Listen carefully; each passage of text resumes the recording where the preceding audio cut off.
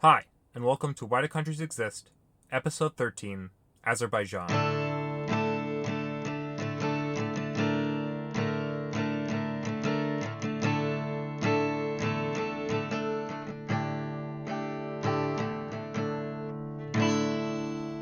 Welcome to Azerbaijan, and with it, a fun little drinking game. Take a shot every single time I say something is disputed, is controversial, or is complicated during this episode. Remember, please drink responsibly. Azerbaijan is located in the Caucasus, right at the border between Russia and the Middle East. Georgia is to the northwest, Russia to the north, the Caspian Sea to the east, Iran to the south, and Armenia to the southwest. It also technically borders the disputed state of Artsakh, located in the region known as Nagorno-Karabakh. I've talked about Artsakh a lot on the show, but for anyone who doesn't know, it is formerly a part of Azerbaijan that broke away in the 90s and is de facto independent. Although most countries, and especially Azerbaijan, says it is occupied Azeri land. Azerbaijan also has an interesting geographical entity known as an exclave, which is essentially a part of the country that is separated from the rest of the country. Azerbaijan's exclave is the Autonomous Republic of Nakhchivan, which borders Armenia to the north, Iran to the south, and Turkey to the west. Climate-wise, Azerbaijan is divided into two zones, mountains and arid flatlands. The mountains are found on its northern and southwestern borders, while flatlands make up most of the center of the country. You can also find some temperate areas in the south. The country is made up of around 10.1 million people. Ethnically, most people in the country are Azeri, with almost 92% of the population being Azeri. The Azeris are a Turkic people, closely related to the Turkish people in Turkey. Other ethnic groups include the Lezgins, a Northeast Caucasian-speaking people at 2%, the Russians from neighboring Russia at 1.4%, the Talish, a people related to the Persians at 1.3%, and the Avars, another Northeast Caucasian-speaking people at 0.6%.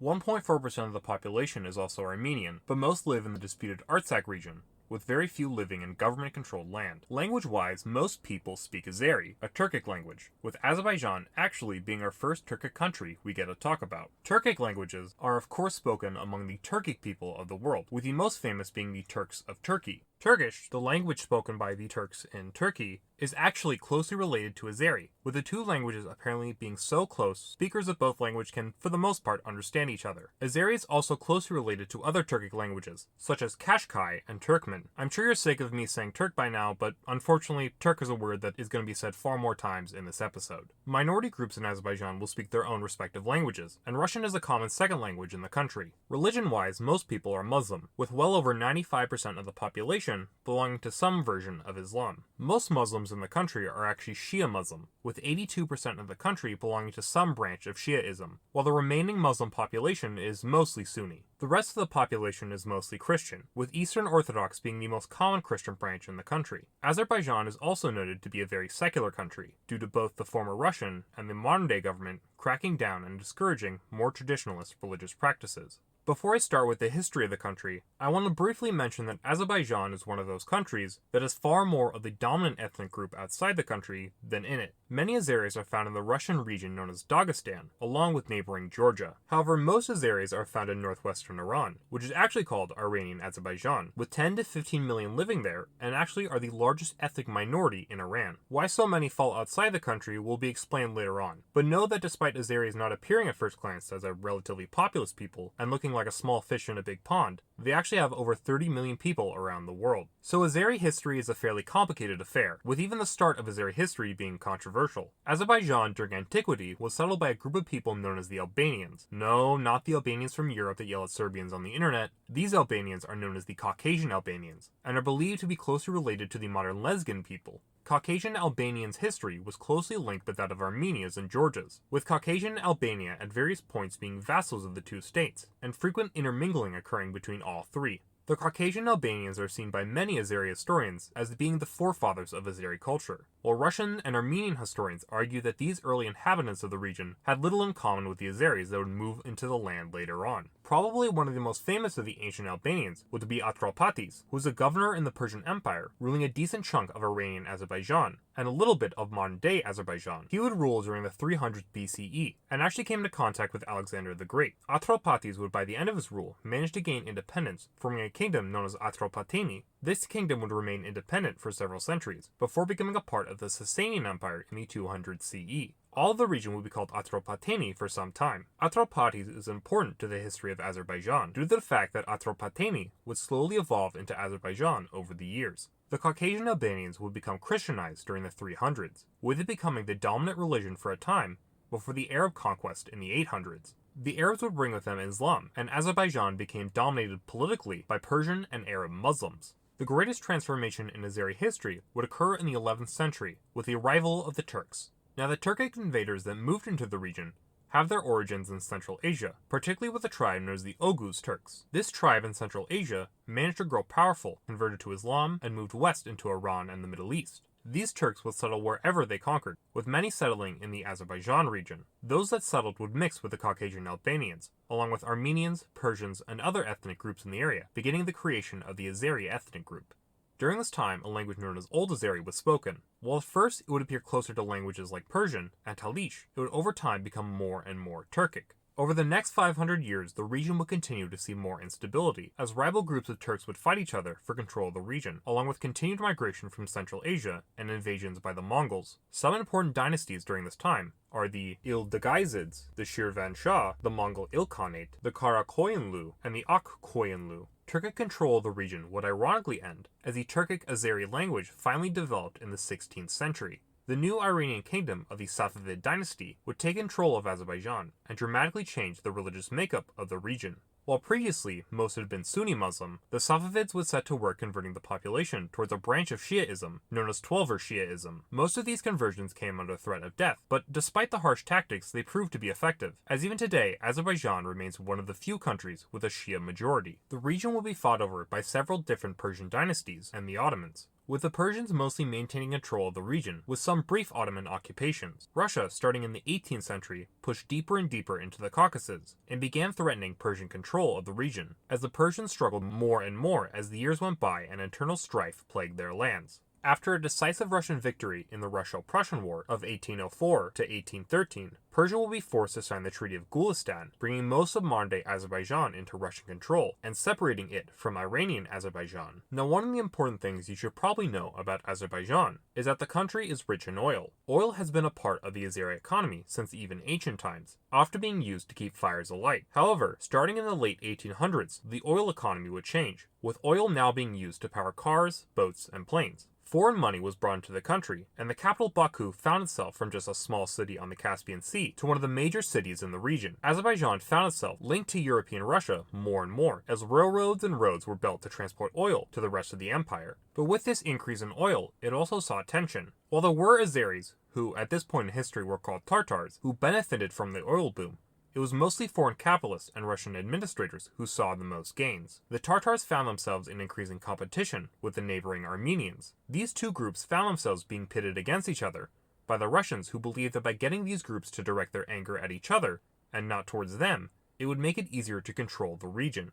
Violence between these two groups would break out in 1905, with the Armenian Tartar massacres. Bands of Armenians and Tartars would go around killing each other, with both sides committing horrific massacres on each side, and thousands dying. It's disputed who started it and who was more at fault, but both sides regardless would play a role in the killings.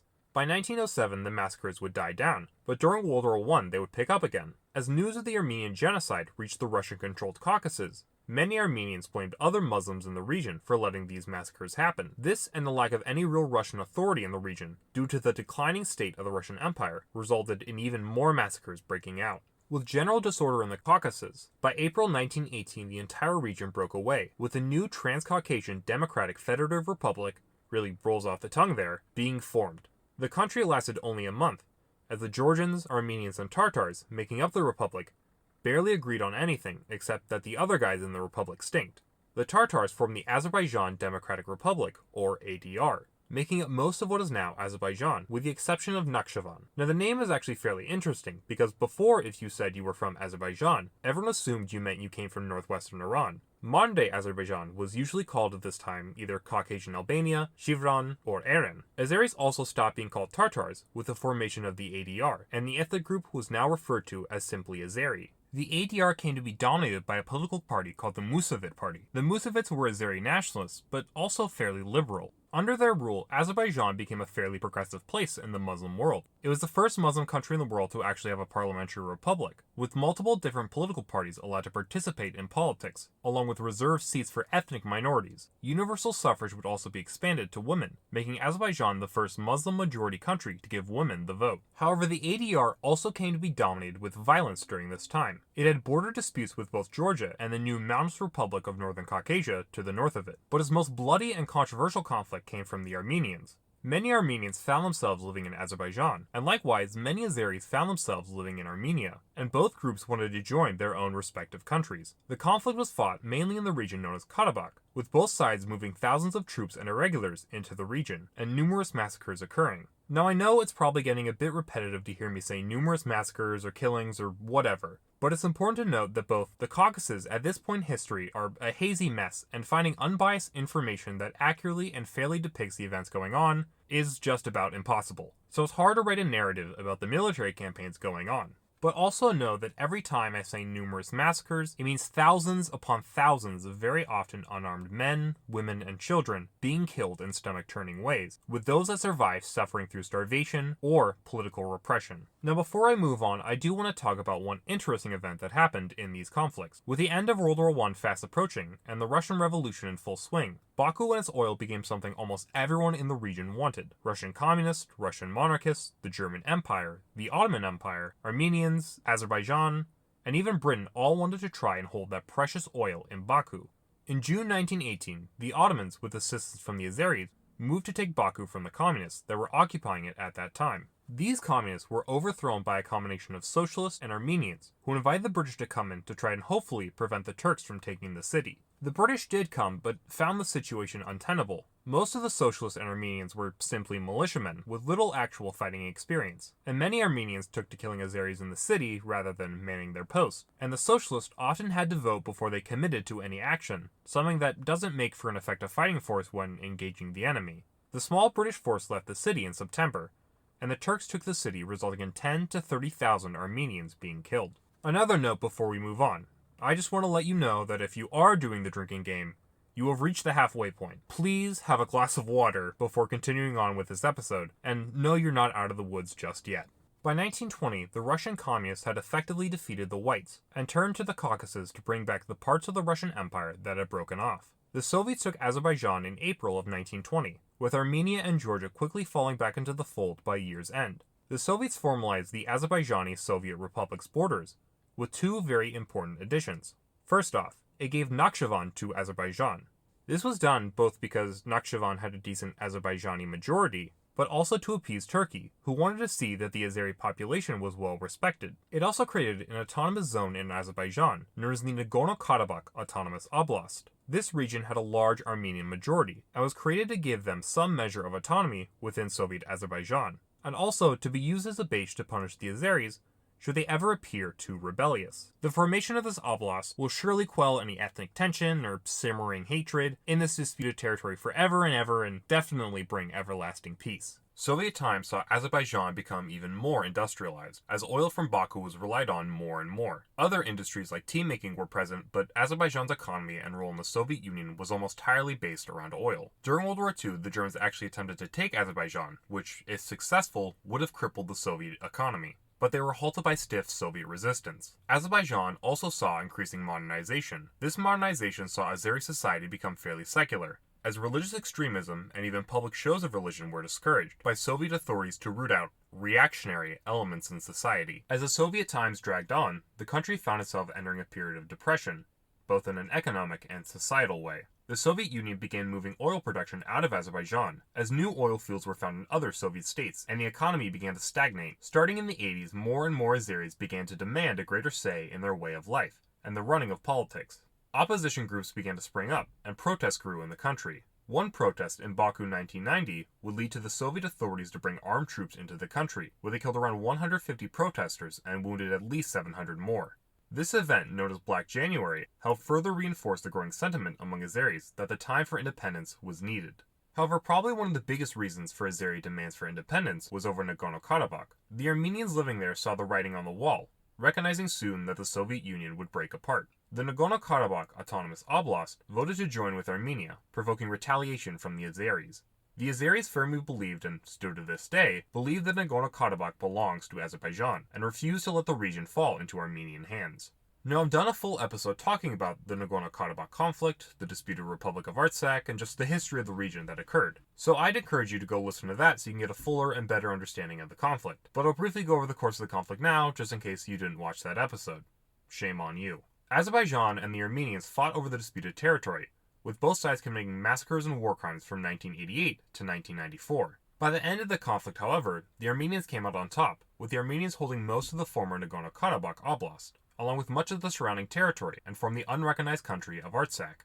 While the war was over, tension remained as both sides built up their forces on the borders and neither recognized the other's claims, with skirmishes occurring ever so often between the two. The war led to a large number of refugees to enter the country, with 700,000 Azeris fleeing from Nagorno-Karabakh and Armenia to escape into Azerbaijan. These refugees often struggled to find a life for themselves, and even today, many remain in refugee camps in the country. In terms of domestic politics, the first president of Azerbaijan was overthrown in a coup in 1992, and the second president was ousted shortly thereafter in 1993. The third president, Heydar Aliyev, was almost overthrown in 1995, but after Turkey, which had several of its citizens participating in the coup, informed Aliyev of the coup, it was put down. Aliyev was a fairly authoritarian leader, cracking down on civil liberties, routinely meddling in elections, and promoting family members and friends to high levels of political power. However, he also helped modernize the country by increasing foreign cooperation with states and international bodies such as the EU, Russia, Turkey, Iran, and America. It also saw economic growth as more foreign capital entered the country, and saw land reform to encourage privatization.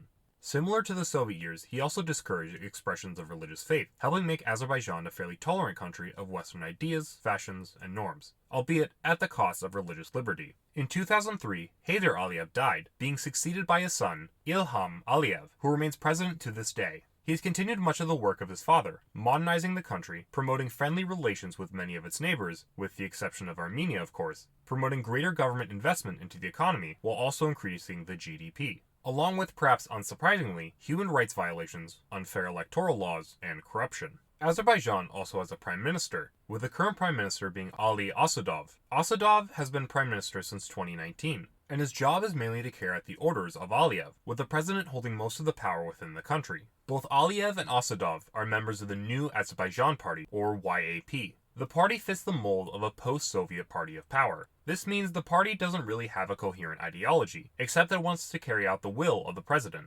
The party is used as a vehicle for Aliyev supporters to get into office and organize. The YAP is the largest party in the National Assembly, which is the legislature of the country. Other parties are also relevant in the legislature, but most remain small and often are friendly to the government. Several opposition parties, politicians, and organizations do exist in the country, but the YAP government regularly cracks down on anyone that gets too loud in voicing their opposition, or pointing out controversies related to government officials. Now, a small note before we move on. Like I've said a couple times, Iran has a large population of Azeris in its northern provinces. In Iran, there is a limited number of separatists who wish to join with independent Azerbaijan to form a greater Azerbaijani state. Azeri nationalists also sometimes make irredentist claims on parts of Georgia, the city of Derbent in Russia, and sometimes even claim all or most of Armenia as Greater Azerbaijan. However, Azeri separatism and irredentist claims are mainly focused on retaking Nagorno-Karabakh and defeating the Armenians. Speaking of Nagorno-Karabakh, it's time to talk about the latest stage in the conflict going on there.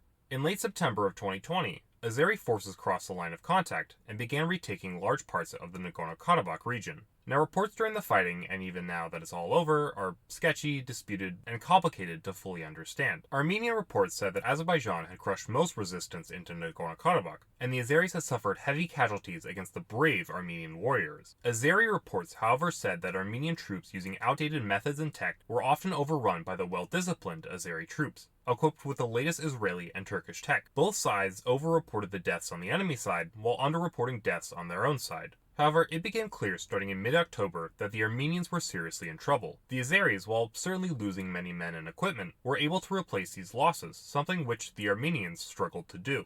Many Armenians hoped that Russia would come to their aid, but since Azerbaijan never attacked official Armenian territory, Russia couldn't intervene without looking bad, and it's believed the Russians wanted to punish the Armenians for removing the pro-Russian Armenian leader, Serge Sargsyan in 2018. On November 10th, a couple days before this was recorded, the two sides signed a ceasefire, with Azerbaijan coming out of the war the winner. They had retaken all the surrounding area around Nagorno-Karabakh, along with taking even more parts of the former oblast, such as the city of Suja. The remaining Armenian-controlled territory will be demilitarized, and Russian peacekeepers will be brought into the region. Armenia will still have access to the Nagorno-Karabakh region via a small land corridor, and Azerbaijan will have access to Nakhchivan via a land corridor in Armenia. The full effects of the conflict are still unclear. There are reports of Armenians fleeing the region into Armenia, fearing Azeri atrocities, with reports of Azerbaijan destroying Armenian cultural sites already being reported. Protests have also broken out in Armenia because of the conflict, with many unhappy with the results and calling for the Armenian government to step down. Whether or not Artsakh will continue to exist as an unrecognized state or will become an autonomous zone in Azerbaijan still isn't really fully known. And what effects this will have on Aliyev